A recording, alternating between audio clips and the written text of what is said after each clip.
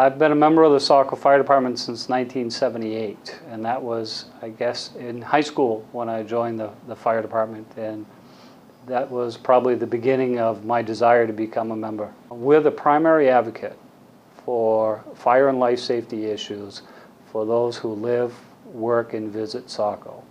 We are not really concentrating on our efforts on fire suppression. We look at fire prevention activities. We do plans review, code enforcement with construction within the community. We do public education, both on the fire and the EMS side with the residents and those who work in the community. And our goal really is preventing the loss of life from fire or other related emergencies. Actually, there's a decrease in the severity of fires as compared to, say, 30 years ago.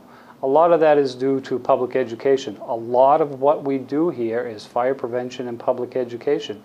You see it more on your TVs. There's a number of reasons why the number of severe fires is down.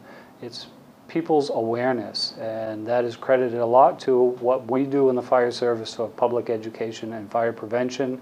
We start with kids when they're in school, and our program has been very aggressive for more than 30 years, and what you see now is that those are learned behaviors that we all got when we were in grammar school, and we've carried them through our life. The types of calls that we're going on now, mainly EMS calls, but dealing with today's new technology. We have fires and emergency incidents that are related to anything from fire alarm systems, carbon monoxide detection, smoke detectors. We still deal with a lot of those types of calls, but it's really today's new technology. Look at your vehicles, hybrid vehicles. Those are the types of calls that we're dealing with today, more than what we used to call the house fires. Although there are still a few of those on an annual basis, it's not the majority of our calls. And it's probably not the dangerous calls. We're dealing with other things now, like hazardous materials incidents. Those are some of the things that have changed in the fire service over the last 30 years. It really takes a special breed of person to walk through the doors. They have to understand what the job is.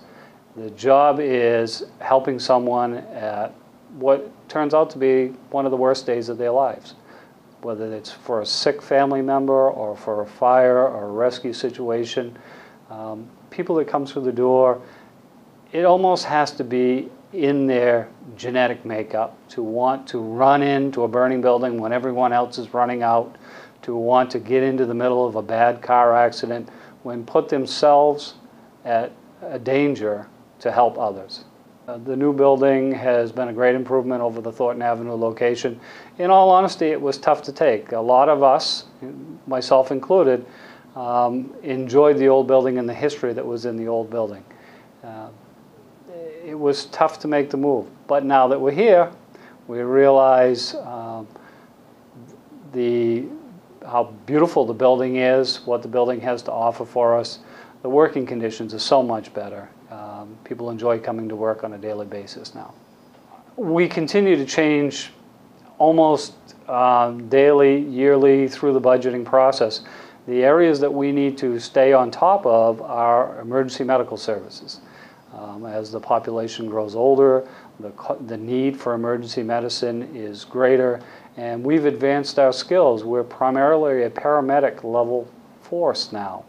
What used to be taking and going to someone's home, picking up a very sick person, taking them to the hospital, they're still a very sick person when we drop them off. In today's world, we pick up a very sick person, there's medical intervention, and they are no worse, and in some cases better, at the time that they arrive at the hospital. All things being equal, I'll still be here in 10 years. That's my plan. Retirement shortly after that time, but not for 10 years. The growth in the department, there's going to be a couple of phases of growth down the road. One would probably be in more administrative staff, dealing with our emergency medical services and maybe a health and safety officer. We really need to look at our fire prevention public education program and possibly begin to put some staff on to deal with that, on a 40-hour-a-week basis as compared to part-time, which is what we're doing now. Whether it's dealing with a fire situation, a rescue situation, that's why most of us come through the door. We want to be there on the front lines to help people if something goes wrong. Thanks for watching Inside City Hall, where we delved into the different levels and departments of government here in the city of Saco. I'm Justin Schnedt. Thanks for watching.